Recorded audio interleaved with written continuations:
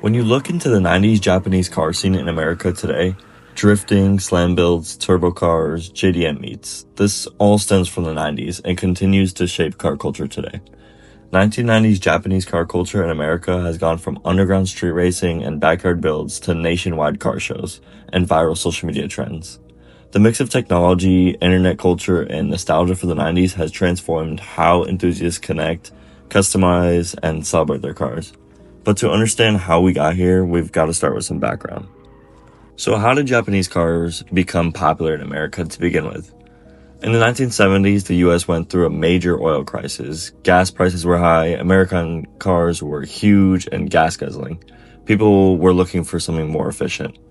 Japanese brands like Toyota, Honda, and Nissan filled that gap with small, reliable, fuel-efficient cars. By the late 80s and early 90s, Japan was onto something. They started building serious performance machines. Things like the Supra, RX-7, 300ZX, and the NSX became popular at this time. So when the 90s began, America already trusted Japanese cars and had a whole new generation of young enthusiasts that wanted these cars already. And this is where the culture really started to begin.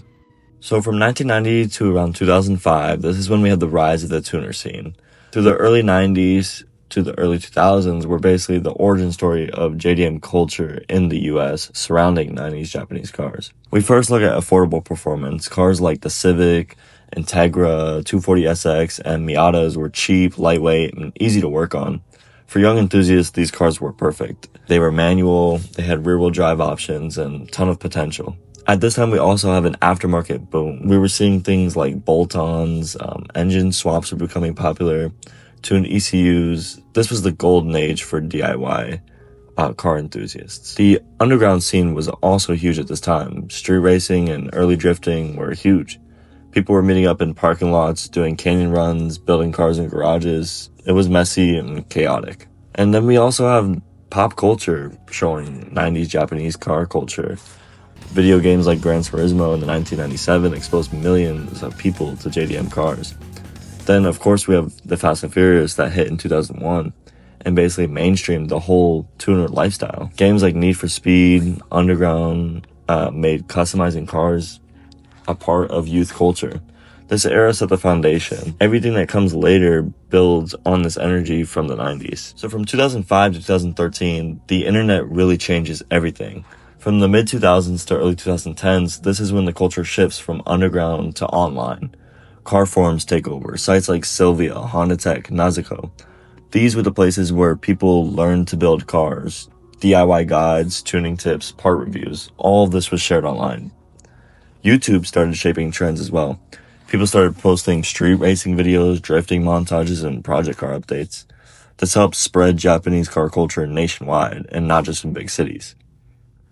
Drifting goes pro at this time. Formula Drift launches in 2004, and suddenly drifting is on a real track. With sponsors and pro drivers, it was becoming a real organized event. Other organized events pop off as well. Hot import nights, import face-off, SEMA, Pikes Peak. The scene gets more legit and more structured and a lot bigger. Overall, this era is about organization and community. The internet connects everyone and the culture becomes way more accessible to everyone. So from 2013 to 2020, social media, new styles, and real JD imports was the big new thing. The 2010s take everything to another level.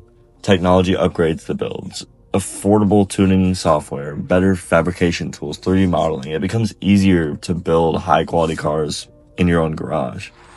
The influencer era also begins around this time. YouTube creators, Instagram builds, drifting vloggers, they drive trends and style. People follow builds like their Netflix shows. Around this time, we also see a shift in styles. Dance culture takes off, wide-body kits, aero-heavy builds, LED lights, show car aesthetics. At the same time, there's a rise in period correct 90s styles builds as well. At this time, the 25-year import rule really kicks in. Suddenly, the R32 Skyline is legal, the S15, GT4, Evo 5, and tons of real JDM models enter the US market. Prices start climbing, and owning a true Japanese import car becomes some of a reality and a non-reality for others, depending on the car. At this time, the scene also starts to really mature. Many 2000 kids now have adult money. Builds become more cleaner, more refined, and more expensive.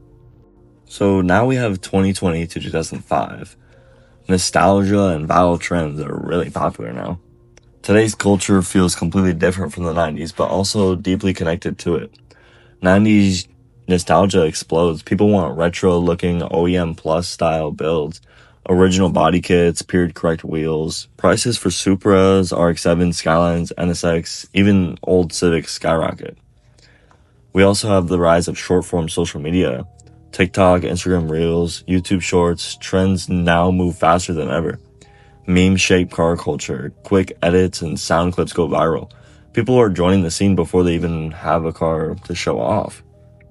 The culture is now fully mainstream. What started as a niche, underground hobby is now one of the biggest communities in the automotive world. So how and why has Japanese car culture changed since the 1990s? The short answer is that technology, the internet, and nostalgia transformed it. What began as cheap DIY builds and street racing grew into a massive culture, driven by professional events, online communities, and social media. The core passion is the same. People love these cars.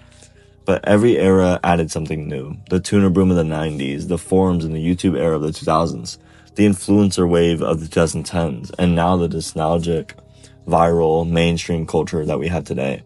And even though the scene has changed a lot, one thing hasn't.